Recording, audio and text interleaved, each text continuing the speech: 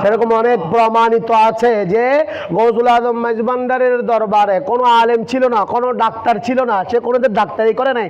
আবার গৌসুল আজম মেজবান্ডার বলেছেন যাও বাড়িতে গিয়ে তুমি ডাক্তারি করো, সে পড়ালেখাই করে নাই, ডাক্তারি কোথায় করো, কি করো গেছে।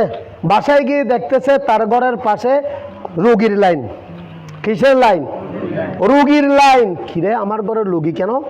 আচ্ছা ওই হজরত বলে গেছেন, বসলেন চেয়ারের মধ্যে বসে একটা খাতা নিলেন, খাতা নিয়ে উনি কলম বসালেন, চালাতে হচ্ছে না। কে চালাচ্ছে? আল্লাহ রসুল আলম বিমুরাদি।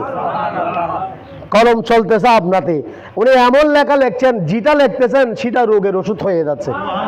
ওই যে গৌসুল আজম মেজবান্ডার বলেছেন যান আপনি ডাক্তারি করেন, সুবহানাল্লাহ বলেন।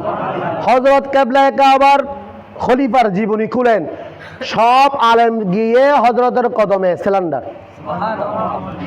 এগুলো তো আছে। মিশর থেকে আলেম আসছে হযরতের দুজ ধরার জন্য, লাজে ইবিল্লাহ হজ্জম মুনাজারা হজ্জম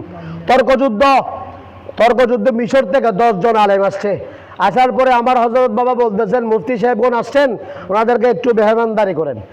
আজকে আর কোনো কথা নেই, ওনারা আরাম করবেন, কালকে সকালে ইনশাল্লাহ আমরা কথা বলবো। এখন সকালে উঠলেন, কথা বলতে যাবেন, দেখতেছেন 10 জন আলেম সব মহিলা হয়ে গেছে। কি হয়ে গেছে? আমিরুল আউলিয়াকে পাঠালেন, আপনি একটু জানতো উলামায়ে কেরামদেরকে ডাকেন, ওনারা নাকি আমার সাথে মুনাজারা করবে। তো ডাকতে গিয়ে দেখতেছেন 10 জন আলেম সব মহিলা হয়ে গেছে। পুরুষের স্ট্রাকচার পরিবর্তন হয়ে মহিলার স্ট্রাকচার হয়ে গেছে।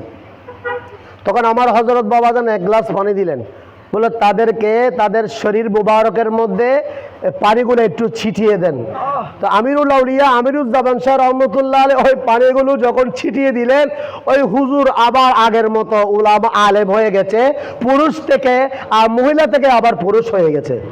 আচ্ছা আপনারা বলেন যে গৌসুল আজম মেজবান্ডারির দরবারে কোনো মুফতির মুফতিগিরি চলে না, কোনো মুহাদ্দিসের মুহাদ্দিসগিরি চলে না, কোনো আলেমের আলেমগিরি চলে না, কোনো হাফেজের হাফেজগিরি চলে না। গৌসে আজম দস্তগীর বলেছেন আপনি যখন কোনো মুর্শিদের দরবারে যাবেন, কোনো আউলিয়ায়ে কেরামের দরবারে যাবেন, আপনার শরীরে যদি কোনো জ্ঞান থাকে জ্ঞানগুলো রাস্তায় ফেলে আসবেন।